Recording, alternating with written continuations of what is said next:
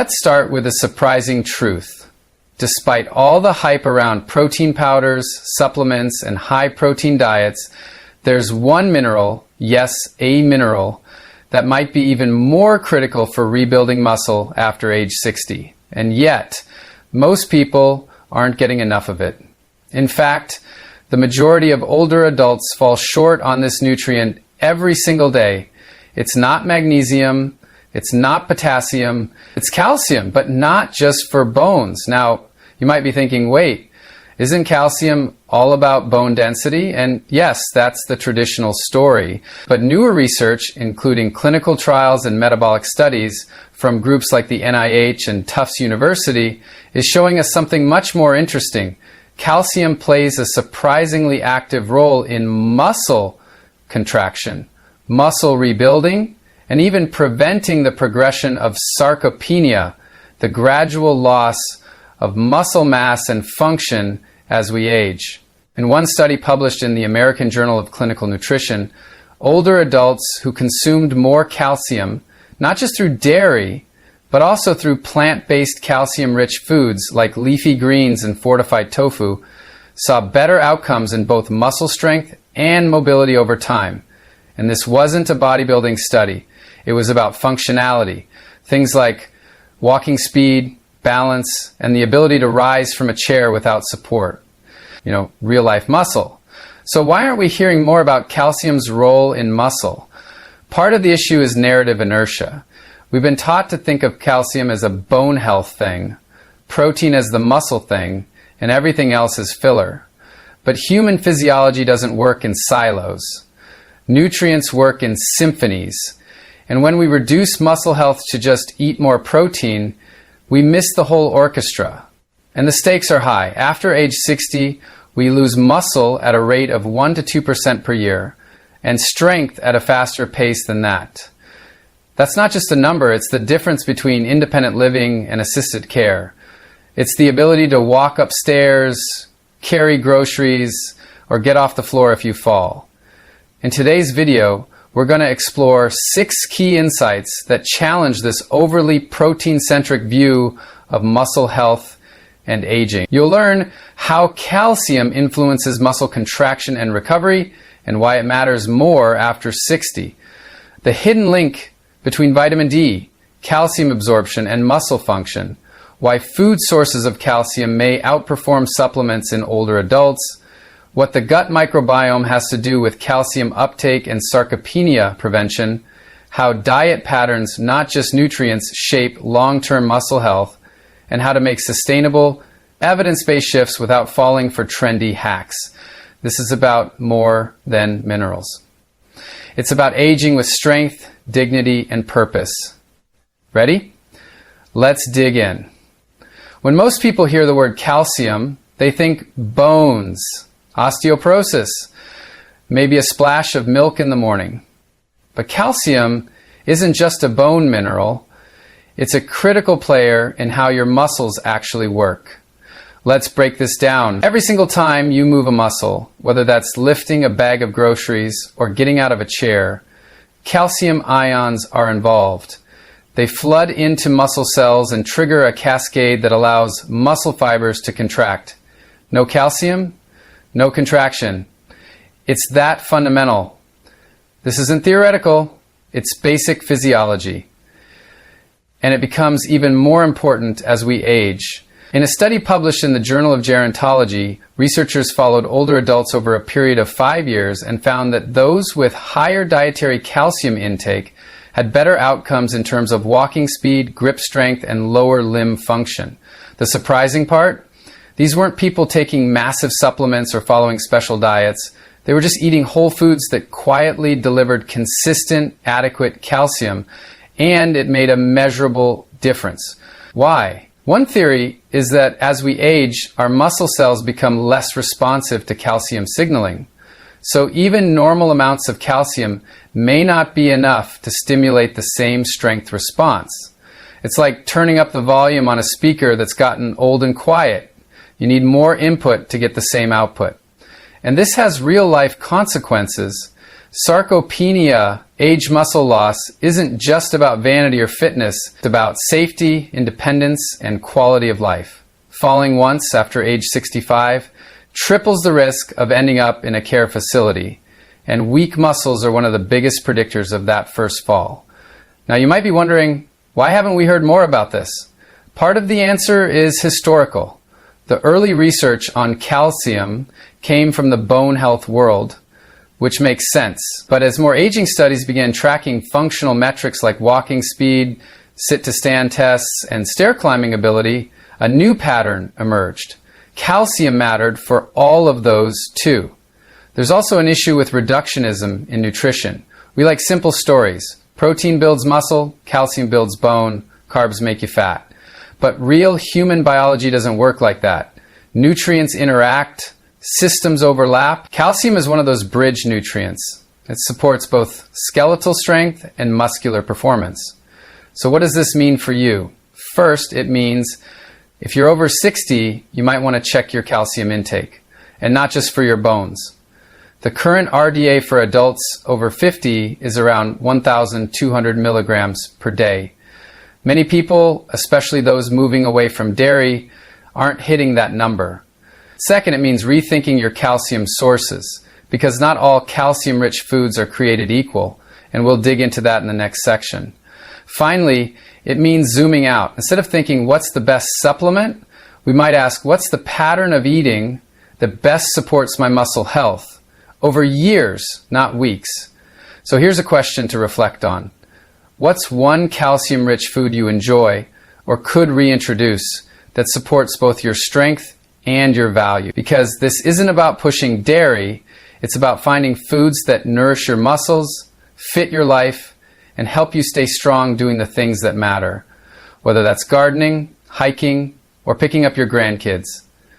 If you're into this kind of grounded, science-backed nutrition without the hype or gimmicks, I'd love for you to hit subscribe.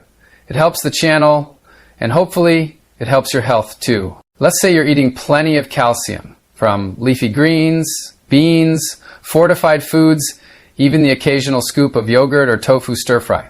That's fantastic. But here's the catch. If your vitamin D levels are low, much of that calcium might not actually make it into your bloodstream, let alone your bones or muscles. Think of vitamin D as the gatekeeper. It helps regulate calcium absorption in the gut, and it's absolutely critical for maintaining the balance between calcium intake, blood calcium levels, and how your body actually uses it. Without enough vitamin D, the body can only absorb about 10 to 15% of dietary calcium.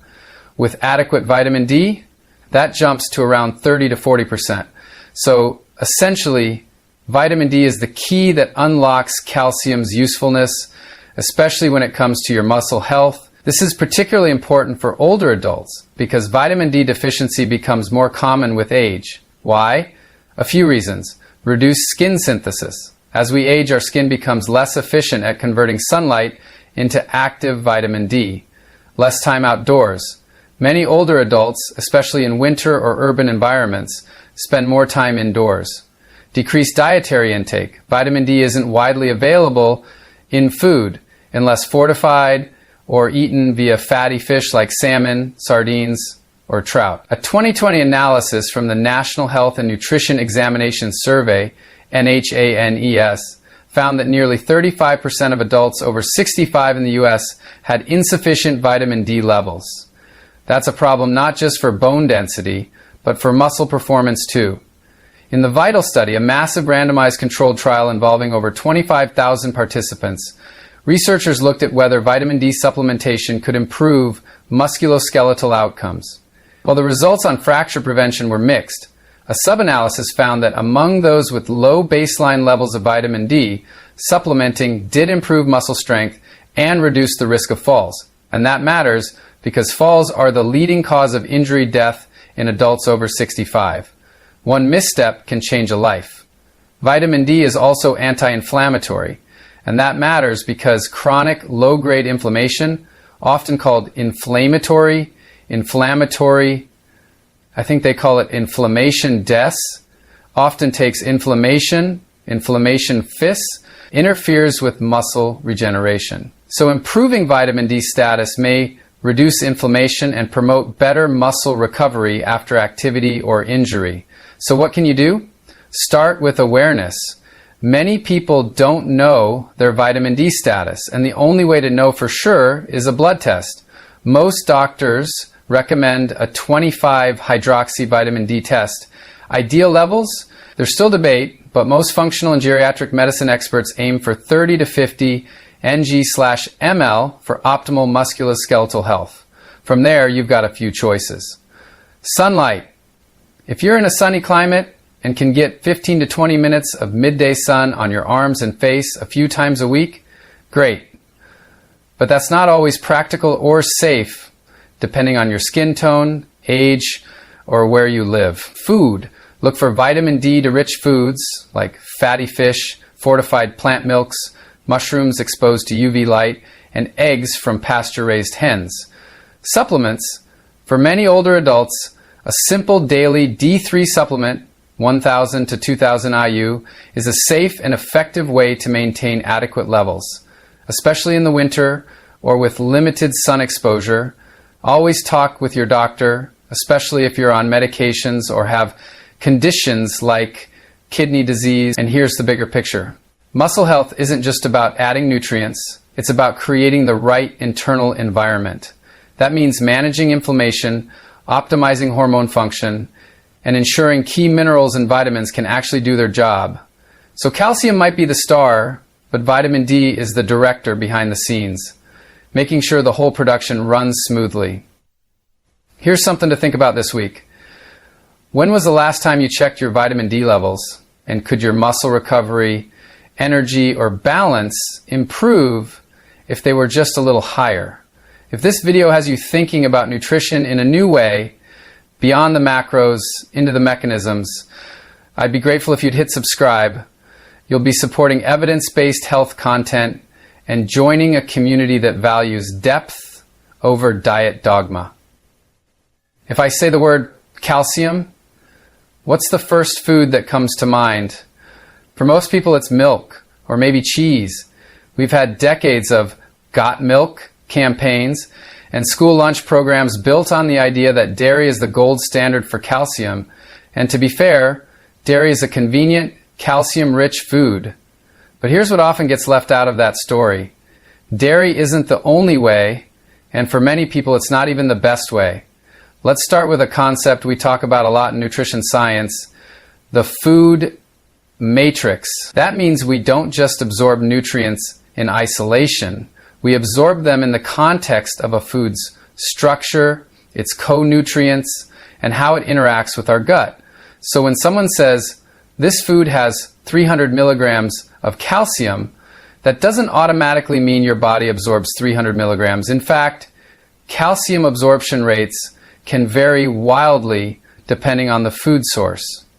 Let's take dairy first.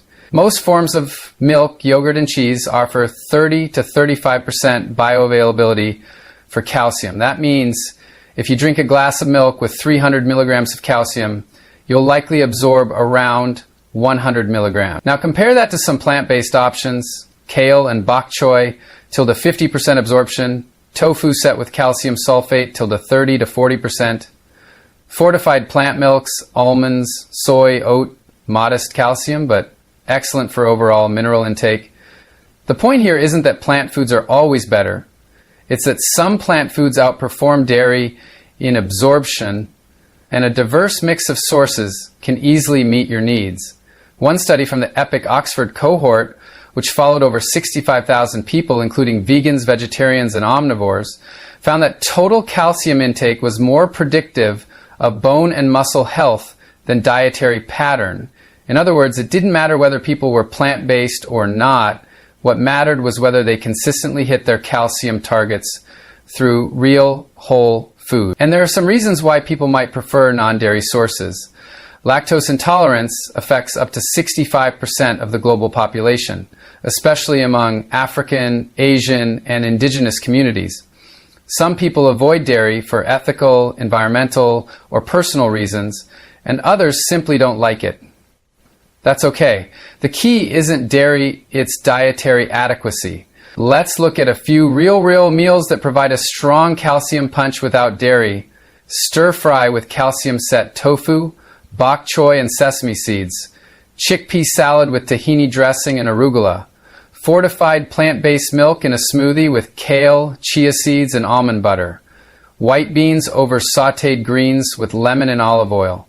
These are not fringe foods. They're nutrient-dense, affordable, and accessible at most grocery stores. And they come with bonus nutrients like fiber, magnesium, potassium, and phytonutrients, which support heart health, gut function, and even insulin sensitivity. There's also an environmental lens here. While dairy can be responsibly produced, it tends to carry a higher carbon and water footprint than most plant-based sources.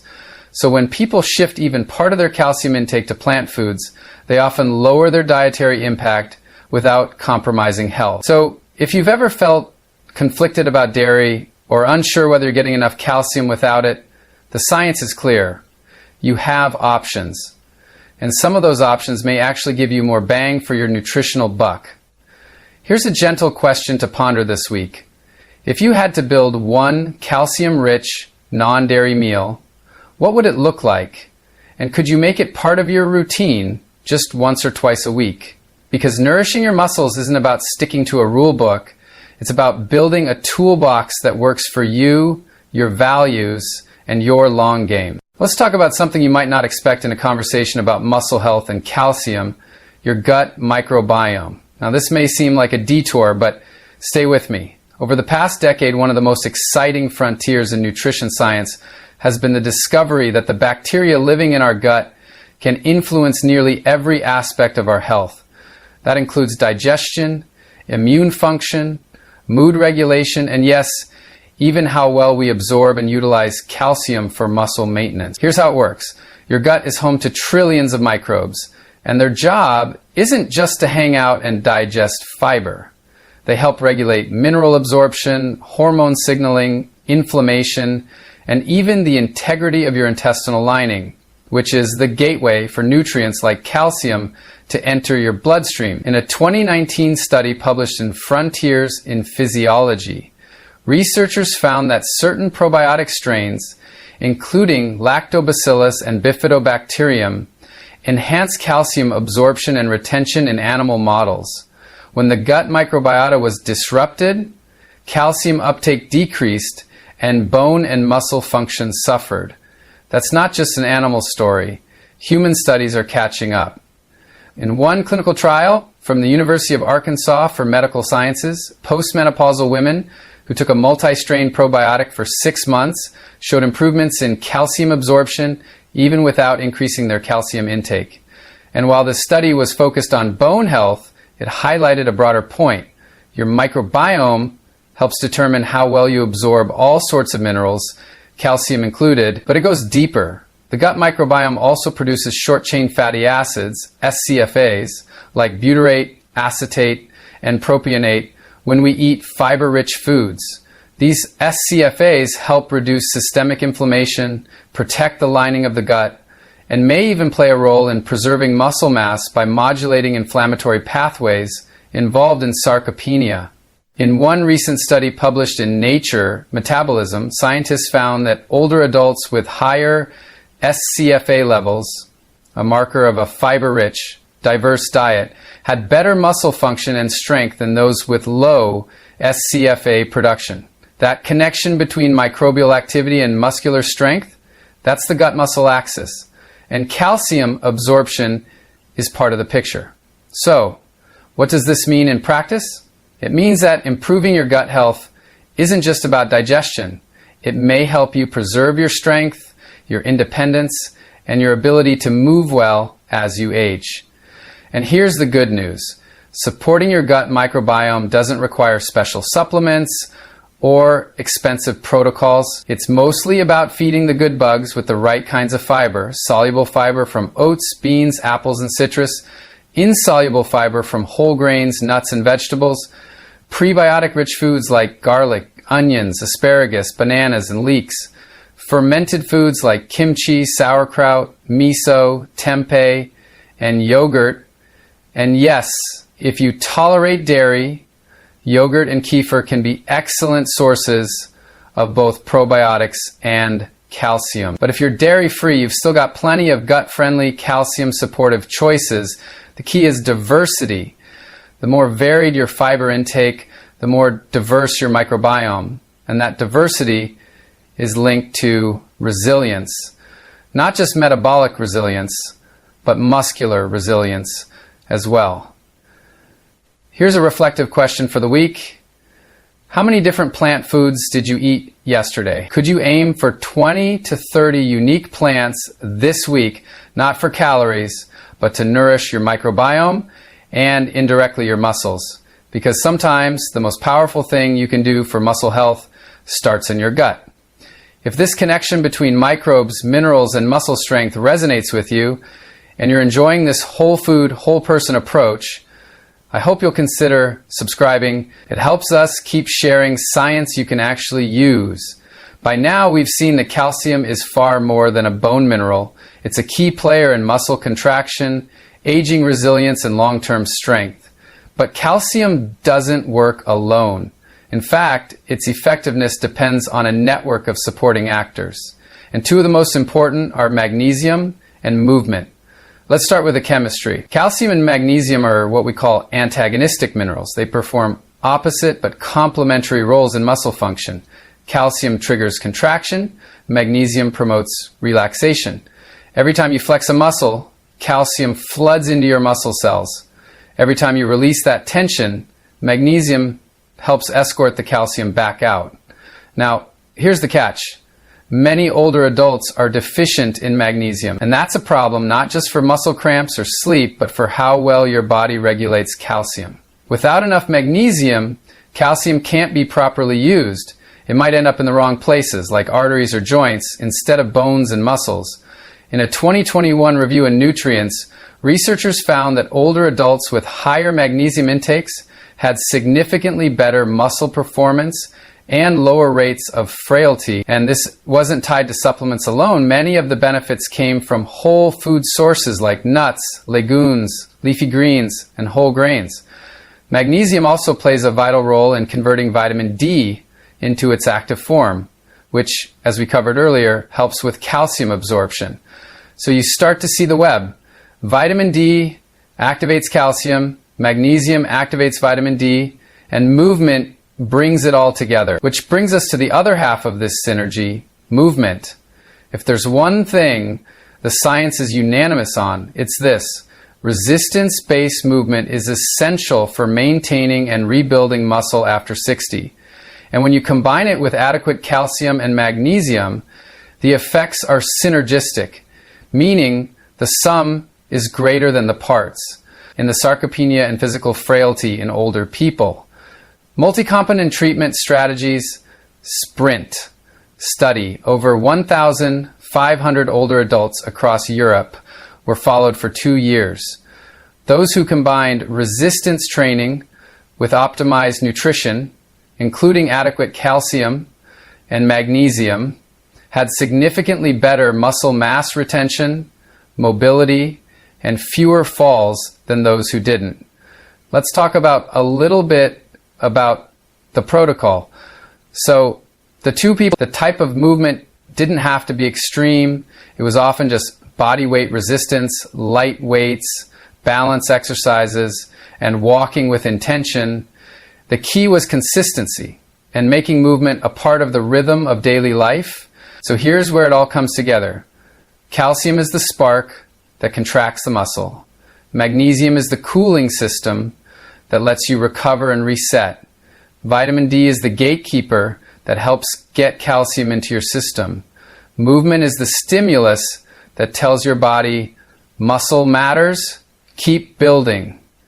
And they all reinforce each other. This isn't about perfection or protocols. It's about creating a muscle-friendly lifestyle, one where food, minerals, and movement support your goals for longevity, independence, and feeling strong in your own body. Let me give you a few magnesium-rich foods to weave into your week.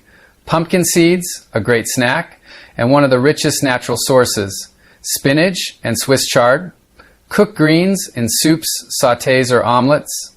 Black beans and lentils, excellent for both minerals and fiber. Dark chocolate, yes, really, especially at 70% cacao or higher. Whole grains like brown rice, quinoa, and oats. Pair these with calcium-rich choices, tofu, almonds, leafy greens, fortified plant milks, and you're building meals that support strength from the inside out. So here's a grounded challenge for you. This week, can you do one new resistance-based movement, even bodyweight squats or resistance bands, and pair it with a magnesium-rich snack or meal? Because the path to stronger muscles isn't paved with extremes. It's built through synergy between nutrients, movement, and intention. Let's come full circle. Back to the nutrient that started this whole conversation, protein. Now don't worry, I'm not going to tell you to forget protein entirely. Protein is essential. It supplies amino acids for muscle repair, immune function, hormones, enzymes. It's vital. But here's the issue. For people over 60, the mainstream advice often boils down to just eat more protein. More shakes, more bars, more meat. And while well-intentioned, that advice misses something critical. Context. Protein doesn't work in isolation. Its benefits, especially for aging muscle, depend on quality, timing, and the company it keeps. Let's start with quality. The amino acid that's especially important for older adults is leucine, a key trigger for muscle protein synthesis. Leucine acts like a light switch, telling your body, hey, it's time to build muscle. But here's the catch. Aging muscles become more anabolic resistant, meaning they need a stronger signal, often around 2.5 to 3 grams of leucine per meal, to get that response. Some animal proteins, like whey, eggs, and poultry, are rich in leucine and digest quickly. But that doesn't mean plant proteins are off the table. In fact, several studies, including a 2020 meta-analysis in Advances in Nutrition, have shown that when total protein intake is sufficient, plant-based proteins can support muscle just as effectively as animal-based ones.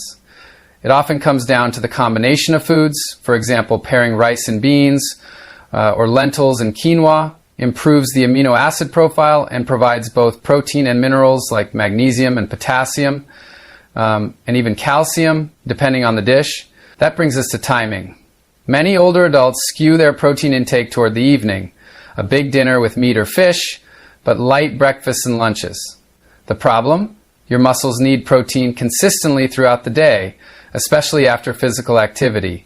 The Protage Study Group, an international consortium of aging and protein researchers, recommends 30 to 40 grams of protein per meal for older adults, distributed across breakfast, lunch, and dinner. That steady intake supports ongoing muscle repair and counteracts the anabolic resistance that comes with aging. So instead of saving protein for dinner, think a savory breakfast, tofu scramble, eggs with greens, or a protein-rich smoothie with soy milk and chia, a protein-balanced lunch, lentil soup, chickpea salad, or leftover grilled tempeh with veggies, and a light but complete dinner, maybe baked salmon or a calcium-rich stir-fry with tofu and tahini.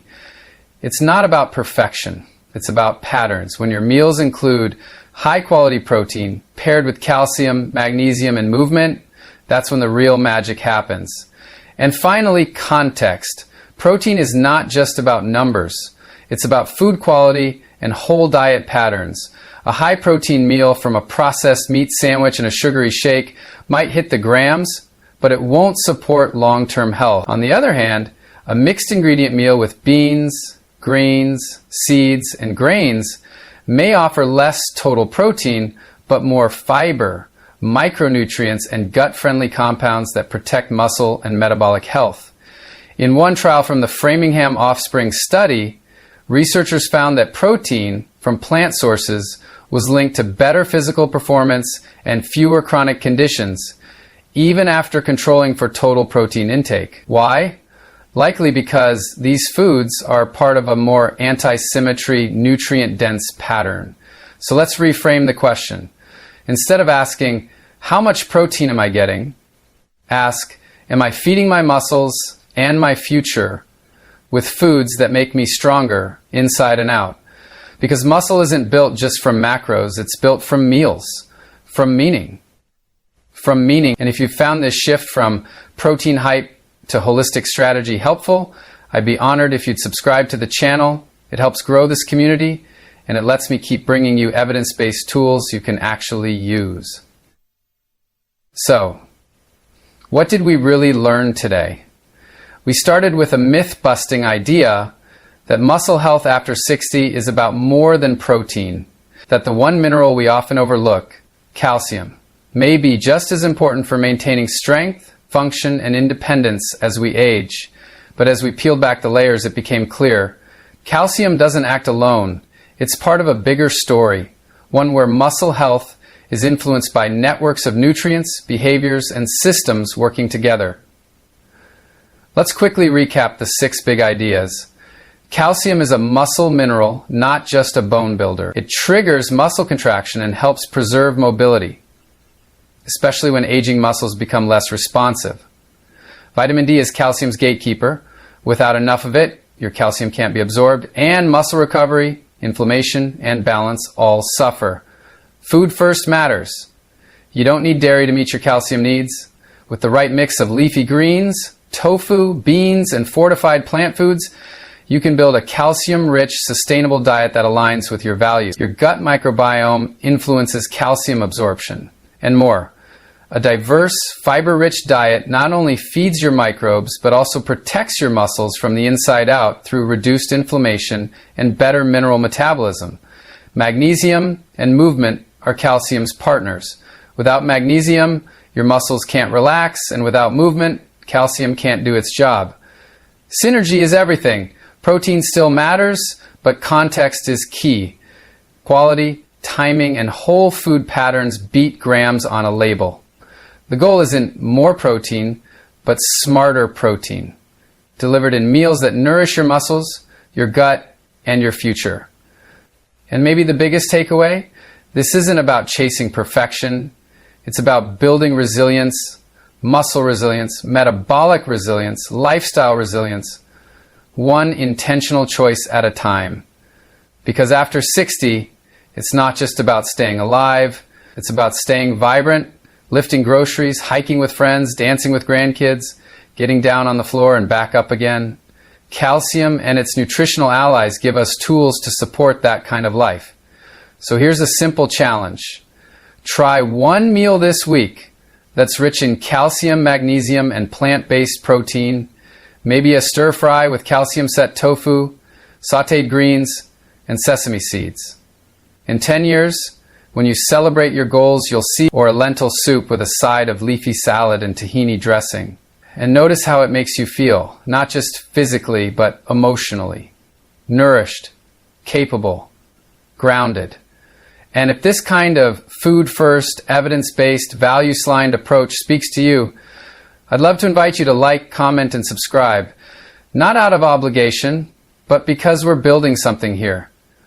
A community that values science, sustainability, and sanity when it comes to food and health.